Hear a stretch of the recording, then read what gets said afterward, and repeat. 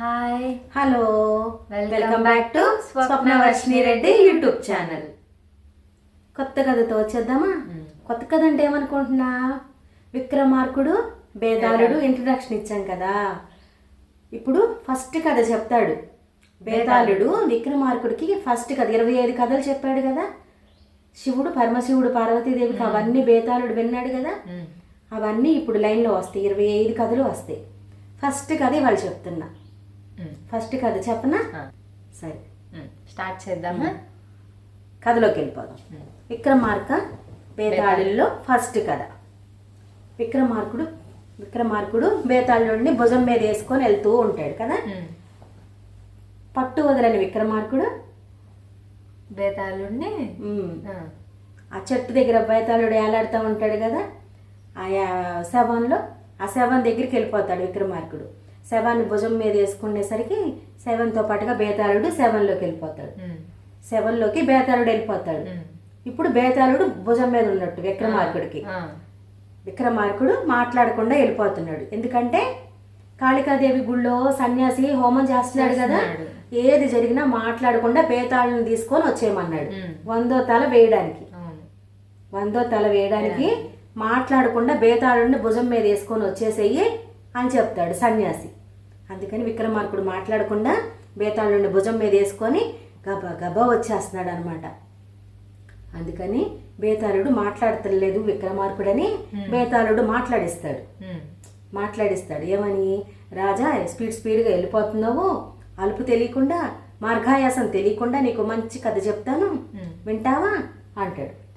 వింటావా అని సరే అని కూడా ఇతను అన్నాడు లేదు అనకూడదు. అందుకని ఏమల్లా విక్రమార్కుడు బేతాళుడు కథ చెప్పటం మొదలెట్టాడు. ఏం చెప్తున్నాడు? ఒక ఊళ్ళో ఒక మంచి రాజు ఉన్నాడు. ప్రజాభిమానం కావాలనుకునే రాజు అనమాట. ఆ రాజ్యం కోసం ఆయన ఎన్నో చేయాలనుకున్నాడు, చేస్తున్నాడు కూడా. చెట్లు పెంచటం, బావులు తవ్వించటం, చెరువులు తవ్వి నీటి కుంటలు ఏర్పడేలాగా చేయటం. నీటి కుంటలు అంటే తెలుసా?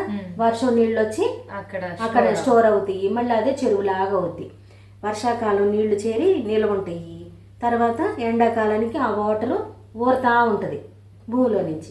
అందుకన్నమాట చెరువులు తవ్వేయటం, బడులు కట్టించటం, పాఠాలు నేర్పించటం, సంగీతం అన్నీ నేర్పించాలని, పంట పొలాలకి విత్తనాలు అవన్నీ మేలు రకమైన విత్తనాలు సరఫరా చేయటం, ప్రజాపయోగ కార్యక్రమాలు ఎన్ని ఉంటాయో ఎన్ని తెలుసో అవన్నీ జరిపిస్తున్నాడు. అయితే నేను ఇన్ని జరిపిస్తున్నాను కదా, ప్రజల ఉద్దేశం ఏంటో నాకు తెలియట్లా.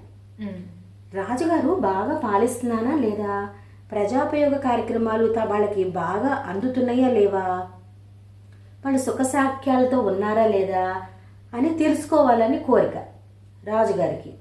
ప్రజాభిమానం కావాలనుకునే రాజుగారికి. అయితే గూఢచారులు చెప్తానే ఉంటారు, వాళ్ళు చూసినవి, దేశంలో జరిగేవి, ప్రజలు అనుకునే మాటలు మొత్తం చెప్తానే ఉంటారు. అయినా సరే తన చెవులతో తను వినాలని ఒకరోజు మారువేషంలో రాజ్యంలో వదిలి దేశం మీదకి వెళ్తాడనమాట. అట్లా వెళ్తూ ఉంటుంటే ప్రజలందరూ ఎవరి పనులు వాళ్ళు చేసుకుంటూ ఉంటారు. ఏమీ వినిపించలేదు. సరే ఇంకొంచెం దూరం వెళ్ళిన తర్వాత రచ్చబండి దగ్గర 4 కూర్చుంటారు, ఒక 10 మంది కూర్చుంటే వాళ్ళ సంభాషణ అక్కడికి వెళ్ళి వింటున్నారు. కొత్త మనిషి వచ్చాడు కదా, అతన్ని కూడా కూర్చోమన్నారు రచ్చబండ దగ్గర. ఆ 10 మందిలో ఇతను కూడా కూర్చొని వింటున్నాడు అనమాట. వాళ్ళు ఏమనుకుంటున్నారో వింటున్నాడు. ఏమనుకుంటున్నారు వాళ్ళందరూ?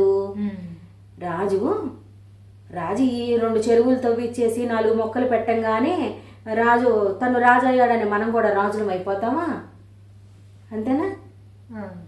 ఇప్పుడు ప్రజలు కూడా రాజులాగా అన్ని సంక్షేమంగా ఉండాలి.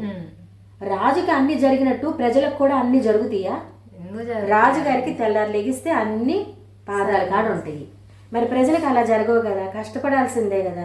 2 చెరువులు చదివి 4 మొక్కలు పెట్టి 4 స్కూళ్ళు మొదలెట్టి 4 విత్తనాలు ఇచ్చి మనం కూడా రాజుల్లాగా బతుకుతున్నామని ఆ ఊహల్లో ఉంటున్నాడు ఏంటి? 2 చెరువులు కట్టేస్తే రాజులం అయిపోతాము మనం కూడా? రాజు ఏంటో తను ఏదో చేసుకుంటూ వెళ్తున్నాడు, మనకేదో సంక్షేమం. ఆ సంక్షేమం అంటే ఏంటి అసలు అంటే మాట్లాడుకుంటూ ఉంటారు. అంటే రాజుగారు చేసే పనులు నచ్చట్లేదు, ఇంకేదో కావాలి వీళ్ళకి. రాజుగారికి అందినట్టుగా మాకు రాలేదు కదా అంటే ఇంకా హోప్స్ కావాలి, ఇంకా కావాలి, ఎక్స్పెక్ట్ చేస్తున్నారు ఇంకా. అంటే ఈ పనులన్నీ వాళ్ళకి అవసరం లేదు, అవసరం లేని ఏదో చేస్తున్నట్టు, వీళ్ళకి కావాల్సింది ఏదో తట్టొచ్చి పడిపోవట్లా నెత్తి మీద, ఉచితంగా నెత్తి మీద వచ్చి పడిపోవాలి. కాలు తీసి కాలేయకుండా, అడుగు తీసి అడిగేయకుండా వాళ్ళకి కావాల్సినవన్నీ అందిస్తే రాజు నచ్చుతాడు. ఇది అనమాట దాని తాత్పర్యం. సరే, అంతా విన్నాడు కదా, మెదలకొండ ఇంటికి వెళ్ళిపోయాడు. తన వాహనం తెచ్చుకున్నాడు కదా, ఎక్కుకొని వెళ్ళిపోయాడు. మారువేషం నుంచి ఇంటికి వెళ్ళిపోయి రాజుగారు కూర్చున్నాడు. ఇక ఇంటికి వెళ్ళి ఆలోచించుకుంటున్నాడు ఆయన దర్బారులో కూర్చొని.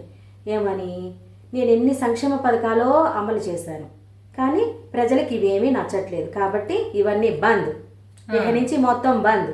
ఎందుకంటే వాళ్ళకి నచ్చలేదు కదా. రాజుగారిలాగా మేమెక్కడన్నా ఉంటున్నామా? ఈయన ఏదో చేశాడు 2 పనులు, ఇది మాకేమన్నా ఉపయోగమా? సద్యోగం సద్యోగం ఏమీ లేదు, మనకు రూపాయి వచ్చేది లేదు దీని మూలాన అనుకుంటున్నారు ప్రజలు. నానుడు అలా ఉంది. అన్నీ ఆపేశాడు కదా. ఆపేసిన తర్వాత ఆ ఊరికి కొన్నాళ్ళ తర్వాత పెద్ద కరువు వచ్చేసింది. కరువు వచ్చేసి భూములన్నీ బీటలు వాడిపోయినాయి. చుక్క నీరు అందట్లేదు, పంట ధాన్యం లేదు, అసలు పంట దిగుబడి లేదు, అసలు విత్తనమే దొరకలా. తాగడానికి తినటానికి అల్ల కల్లోలం అయిపోయింది రాజ్యం.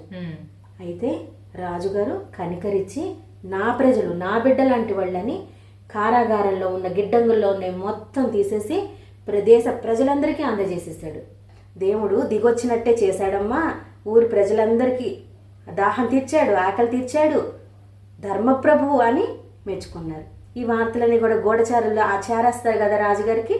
ఇవన్నీ రాజుగారికి తెలిసి కడుపు నిండిపోయింది అనమాట.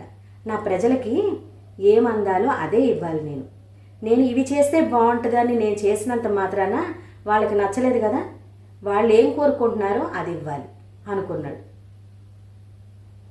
ఇదంతా విన్న తర్వాత, చెప్పేసిన తర్వాత బేతాళుడు అడుగుతున్నాడు విక్రమార్కుడిని, రాజా కథ మొత్తం విన్నావు కదా, ఇప్పుడు చెప్పు నీకేమనిపించింది, ఇందులో నీతి ఏంటి?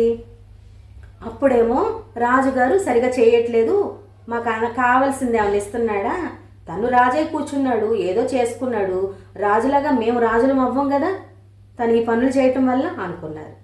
తర్వాత కరువు వచ్చిన తర్వాత ఇవన్నీ ఇంటింటికి పథకాలు పంపిణీ చేసినట్టు అన్నీ పంచాడు. తినటానికి తాగడానికి అన్నీ ఇంటింటికి సరఫరా చేశారు. ఇప్పుడేమో రాజుని ధర్మప్రభువు, ధర్మదాత అని కొలుస్తున్నారు. నీకేమనిపిస్తుంది అనేసరికి విక్రమార్కుడు చెప్పాడు. విక్రమార్కుడు ఆన్సర్ తెలిసి చెప్పకపోతే తల 1000 వక్కలైపోద్దని బేతాళుడు శాపం. ఆన్సర్ తెలిసాక చెప్పకపోతే, జవాబు చెప్పకపోతే తల 1000 వక్కలయ్యిద్ది అన్నాడు. కాబట్టి విక్రమార్కుడు ఆన్సర్ చెప్పాల్సిందే, అడిగినప్పుడు చెప్పాల్సిందే. ఇక తను మెదలకుండా ఉండకూడదు. విచక్షణ కలిగిన మన విక్రమార్కుడు కాబట్టి బాగా ఆలోచించి ఆన్సర్ చెప్తున్నాడు. ఏమని, ప్రజలకు ఏదైతే అవసరమో అదే అందించాలి, అది వాళ్ళకి అన్నీ జరిగే టైంలో ఇవ్వడం వాళ్ళకి నచ్చలేదు.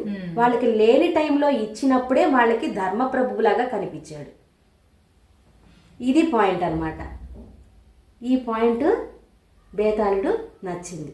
కరెక్ట్ చెప్పావు రాజా, నువ్వు విక్రమార్కుడు అనిపించుకున్నావు, నువ్వు విచక్షణ కలిగిన వాడివి. ఆన్సర్ని నువ్వు తప్ప ఎవరు ఇలా చెప్పలేరు. అయినా సరే మౌనభంగం చేసావు కాబట్టి నేను వెళ్ళిపోతున్నా అని చెట్టు మీదకి మళ్ళీ వెళ్ళిపోతాడు చెట్టు మీదకి బేతాళుడు. ఇలా సాగుతూ ఉంటుంది. అప్పుడు మళ్ళీ పట్టు వదలని విక్రమార్కుడు శవం దగ్గరికి, చెట్టు దగ్గరికి వెళ్తాడు. మళ్ళీ బేతాళుడు భుజం వేసుకుంటాడు, మళ్ళీ అలా వెళ్తా ఉంటాడు. ఇట్లా 25వ కథ దగ్గర ఆగుద్ది అనమాట. ఫస్ట్ కథ అనమాట ఇది. ప్రజల మన్ననలు కోరుకున్న రాజు కథ. అర్థమైందా? ఇదే ఇందాక మనం షార్ట్ వేసుకున్నాం. ఏమని, ఆవేశంతో ఏ పనులు అవ్వవు, ఆలోచనతో విచక్షణ కలిగి ఉన్నవాడే సంపాదించుకోగలుగుతాడు. ప్రజాభిమానాన్ని సంపాదించుకున్నాడుగా మరి విచక్షణతో, వివేకంతో ఆలోచించాడు కదా రాజు కూడా. ఫ్రీగా ఇస్తే ఎవరికి నచ్చదు, వాళ్ళకి అవసరం అయ్యి రోడ్డు మీద అడుక్కుంటూ ఉంటుంటేనే ఇచ్చింది నచ్చుద్ది అనమాట. అందుకే కదా మన జగన్ గారు వెనక్కి వెళ్ళిపోయారు. సరే, అడుక్కునే స్టేజ్ వచ్చేదాకా ఎందుకు ఉండాలి? మన రాజుగారు మన మంచి కోరి ఇచ్చారు అని అనుకోవచ్చు కదా. ఆహా అడుక్కునే స్టేజ్ వచ్చాక ఇస్తే వాళ్ళు ధర్మప్రభు. ప్రజల మనోభావం అలా ఉంటుందన్నమాట. మనోభావాలు. కథ నచ్చిందా? కథ కంచికి మనం ఇంటికి. Please subscribe Swapnavarshini Reddy YouTube channel. Bye. Bye.